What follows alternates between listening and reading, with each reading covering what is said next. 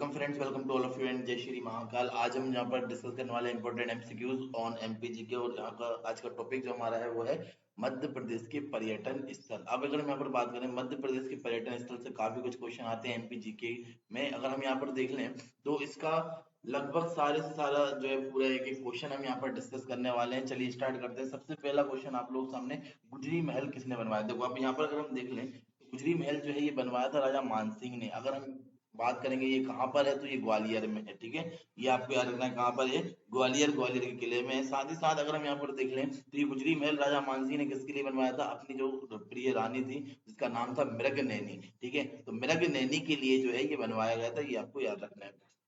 उदयगिरी की गुफाएं मध्य प्रदेश के कौन से जिले में है? ये आपको याद रखना। तो मध्य प्रदेश से कौन से जिले में पड़ती है उदयगिरी गुफाएं? तो वो पड़ती है विदिशा जिले में, ये भी ठीक है, आपको याद रखना। अब उदयगिरी की गुफाओं की अगर हम बात करें तो एक चीज आपको याद रखना है कि ये जो गुफाएं हैं इनमें कुल कितनी गुफाएं हैं, संख्या क्या है, किसने बनवाई थी? तो इनकी कुल गुफाओं की संख्या अगर हम बात करेंगे तो 20 गुफाएं हैं। और एक गुफा नंबर 1 और जो है 20 जैन धर्म से जो है क्या है, संबंधित है, ये आपको याद रखना है। और यहाँ पर गुफा नंबर 5 में, गुफा नंबर जो 5 है वहां पर क्या है, बड़ा अवतार विष्णु के जो है, बड़ा अवतार की जो है क्या है प्रतिमा मिली है।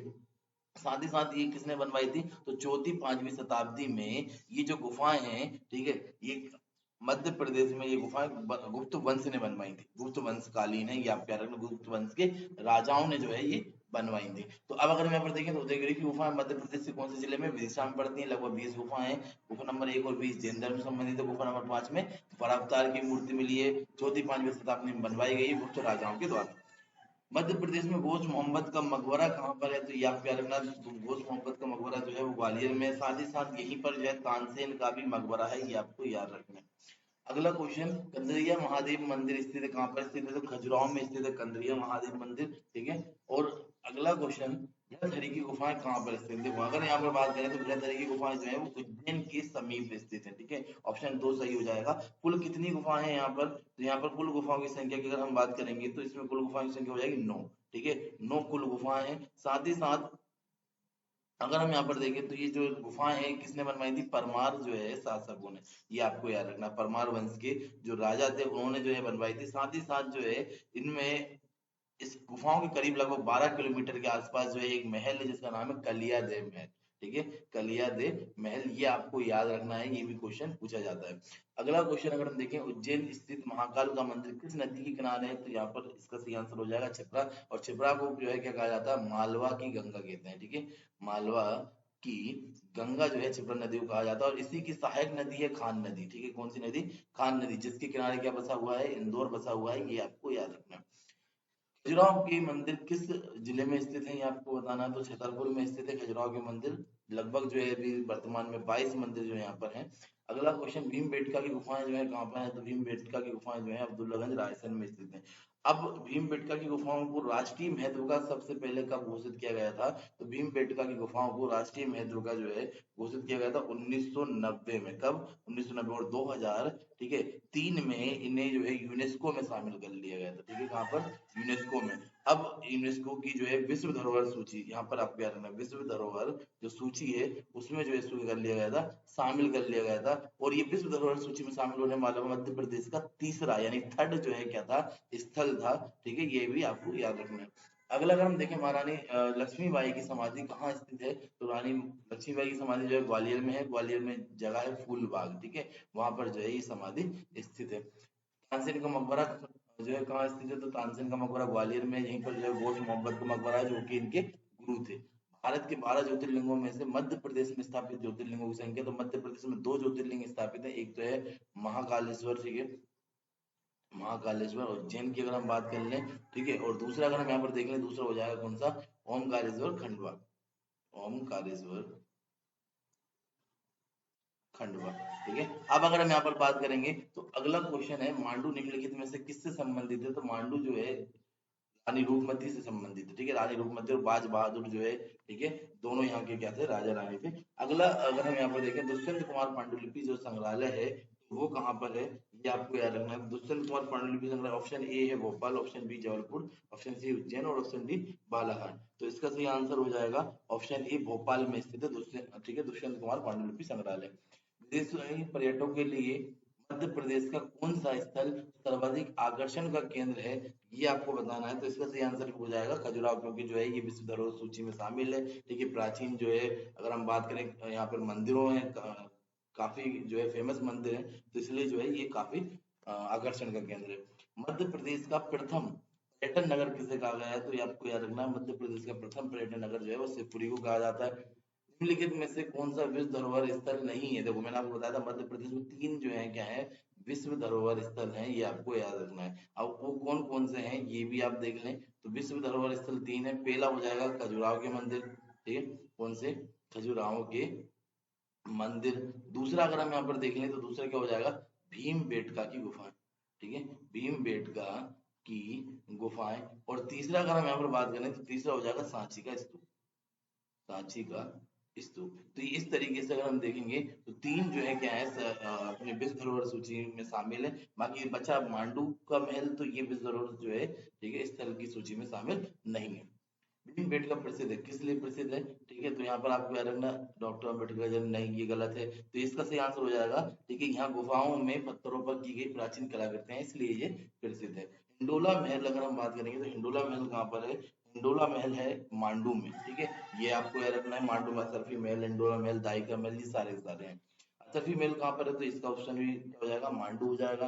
असीरगढ़ का किला किस जिले में है, तो असीरगढ़ के किले की अगर हम बात करें तो ये पड़ता है बुरहानपुर जिले में, किसमें, बुरहानपुर। और इसको कहा जाता है गेटवे टू साउदर्न इंडिया। ठीक है, या हम इसको कह सकते हैं दक्षिण भारत का या दक्षिण का द्वार। ठीक है, दक्षिण का द्वार, या इसी को दक्कन का द्वार भी कहते हैं। ठीक है, दक्कन का द्वार भी कहते हैं, ये आपको याद रखना है। मध्य प्रदेश में बाघ की गुफाएं जो है कहाँ पर है, तो इसका सही आंसर हो जाएगा मध्य प्रदेश में बाघ की गुफाएं धार जिले में। अच्छा, ये जो गुफाएं हैं किस नदी के किनारे है, तो आपको याद रखना है ये बाघ नदी के किनारे है। ठीक है, या बागनी नदी कह सकते हैं। ठीक है, यहाँ पर बागनी नदी के किनारे हैं। साथ ही साथ इसमें कुल गुफाओं की संख्या आपको याद रखना है, कुल गुफाएं कितनी है, 9, जिनमें से 4 नष्ट हो चुकी हैं, 4 क्या हो गई हैं, नष्ट। और शेष अगर हम बात करें तो शेष 5 जो है बची हुई हैं। गुफा नंबर 2, गुफा नंबर 2 में 5 जो है बौद्ध मूर्तियां प्राप्त हुई, जिसे स्थानीय लोग क्या कहते हैं, ठीक है, 5 पांडव कहते हैं, ये आपको याद रखना है। और गुफा नंबर अगर हम 4 की बात कर लें तो गुफा नंबर 4 को जो है क्या कहा जाता है, रंग महल कहते हैं। ठीक है, गुफा नंबर 4 की अगर हम बात करेंगे तो गुफा नंबर 4 को रंग महल भी कहते हैं, ये आपको याद रखना है। अगला क्वेश्चन, मध्य प्रदेश के किस जिले में आप सतखंडा महल पाएंगे। ठीक है, अब कहाँ पे है सतखंडा महल, छतरपुर, मुरैना, टीकमगढ़ या दतिया। तो इसका सही आंसर क्या हो जाएगा, इसका सही आंसर हो जाएगा ऑप्शन बी, मुरैना में जो है क्या है, सतखंडा महल है। अगला क्वेश्चन, एक मिनट, हाँ ठीक है, अब देखिए, अब यहाँ पर बात करेंगे बाज बहादुर का महल कहाँ है, तो वो है मांडू। अगला क्वेश्चन है पांडव गुफाएं कहाँ हैं, तो पांडव गुफा जो है पचमढ़ी में है। राजवाड़ा कहाँ पर है, तो ये इंदौर में स्थित है। अगला क्वेश्चन है निम्न में से कौन सा पर्यटन स्थल ग्वालियर में नहीं है, गुजरी महल है, जयविलास पैलेस है, मानसिंह महल है, लेकिन जहाज महल कहाँ पर है, ये मांडू में है, तो ये आपको याद रखना है, ये ग्वालियर में नहीं है।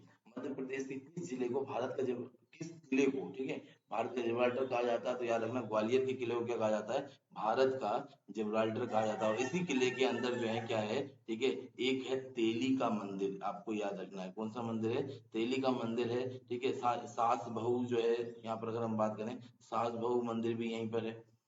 अब यहाँ पर ये सारे के सारे क्या है, दर्शनीय स्थल है। सास बहू मंदिर की बात कर ले तो सास बहू मंदिर जो है 11वीं शताब्दी में यहाँ पर किसने बनवाया था, 11वीं शताब्दी में राजा महिपाल ने बनवाया था। ठीक है, राजा महिपाल ने बनवाया था, ये आपको याद रखना है।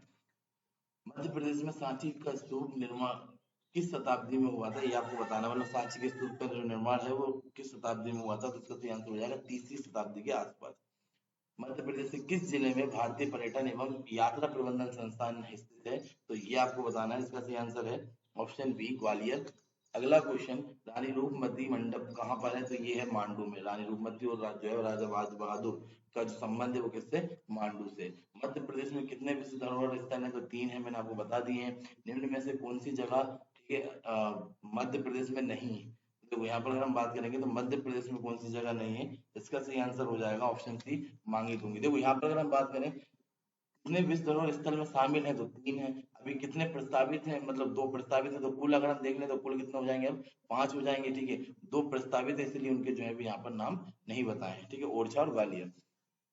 तो अगला अगर हम यहाँ पर देखें, निम्न में से कौन सा शहर बौद्ध धर्म का एक पवित्र शहर माना जाता है, तो वो है सांची। अगला, निम्न में से मांडू में क्या स्थित नहीं है, देखो रूपमती महल भी है, असरफी महल भी है, जहाज महल भी है, तो मतलब सभी के सभी जो है मांडू में इसमें उपयुक्त सभी हो जाएगा, ऑप्शन डी। पचमढ़ी किस पहाड़ी पर है, तो देखो यहाँ पर अगर हम देखेंगे तो पचमढ़ी जो है वो किस पहाड़ी पर है, वो महादेव पहाड़ी पर स्थित है। और यहीं पर जो है सबसे ऊंची चोटी धूपगढ़ भी स्थित है, ये भी आपको याद रखना, सबसे ऊंची चोटी मध्य प्रदेश की धूपगढ़ 1350 मीटर, ये यहीं पर स्थित है। अगला अगर हम यहाँ पर देखेंगे, धार के किले का निर्माण किसने करवाया था, तो धार के किले का निर्माण जो है वो करवाया था मोहम्मद बिन तुगलक ने। कब करवाया था, 1344 में, ठीक है। और किस विजय के दौरान, दक्षिण विजय के दौरान, ठीक है, दक्षिण विजय की थी उसके दौरान जो है इसने कराया था। इसी किले में जो है शाह अब्दुल्ला का मकबरा है, और देवी कालका जी का मंदिर भी जो है इसी किले में है। और इसी किले में जो है पेशवा बाजीराव का जन्म हुआ था, ये आपको याद रखना है। पेशवा बाजीराव का जन्म अगर हम यहाँ पर देखें तो वो भी इसी किले में हुआ था। अगला क्वेश्चन, यूनेस्को की विश्व विरासत सूची में शामिल मध्य प्रदेश का प्रथम स्थल कौन सा है, तो ये आपको बताना है। और इसका सही आंसर क्या हो जाएगा, इसका सही आंसर हो जाएगा ऑप्शन डी, खजुराहो। मध्य प्रदेश में बिलौवा की गुफाएं कहाँ पर है, तो ग्वालियर में स्थित है बिलौवा की गुफाएं, ठीक है। 11वीं 12वीं शताब्दी की ये गुफाएं हैं, ठीक है। और 11वीं 12वीं शताब्दी के मध्य इनका निर्माण कराया गया था, शिव धर्म से संबंधित है, ठीक है। किस धर्म से संबंधित है, शिव धर्म। राहतगढ़ का किला जो है वो कहाँ पर स्थित है, तो ये आपको याद रखना, राहतगढ़ का किला जो है वो सागर में स्थित है। और लास्ट क्वेश्चन, यदि आप डचेज झरना, महादेव पहाड़ी, अप्सरा विहार और पांडव गुफाओं को देखना चाहेंगे, तो ये आपको कहाँ जाना पड़ेगा, पचमढ़ी, क्योंकि ये सारी सारी चीजें कहाँ पे, पचमढ़ी में।